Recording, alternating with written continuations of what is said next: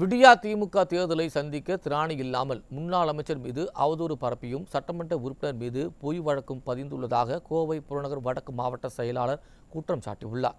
மேட்டுப்பாளையம் சட்டமன்ற உறுப்பினர் ஏ.கே. செல்வராஜ் மீது புனையப்பட்டுள்ள பொய் வழக்கை ரத்து செய்ய வலியுறுத்தி கோவை புறநகர் வடக்கு மாவட்ட செயலாளரும் கவுண்டம்பாளையம் சட்டமன்ற உறுப்பினருமான பி.ஆர்.ஜி. அருண்குமார் கவுன்சிலர்களுடன் கோவை மாவட்ட ஆட்சியரை சந்தித்து மனு அளித்தனர்.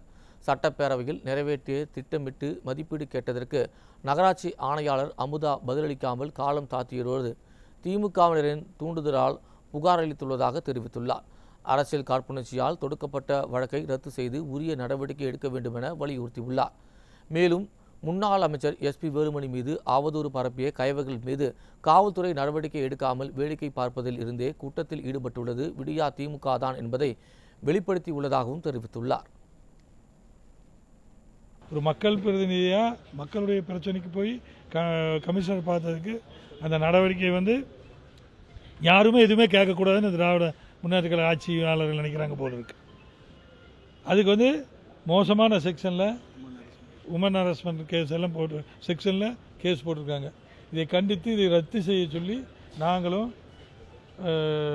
கவுன்சிலர் கலெக்டர்கிட்ட புகார் கொடுத்துக்கிறது. விசாரித்து எலெக்ஷன் வர நேரத்தில் சட்டப்பேரவை உறுப்பினர், எங்கள் நகர செயலாளர், எங்கள் மாவட்ட பேரவை செயலாளருடைய பணிகளை கவுன்சிலர்லாம் ஆக்டிவாக ஒர்க் பண்ணுவாங்க.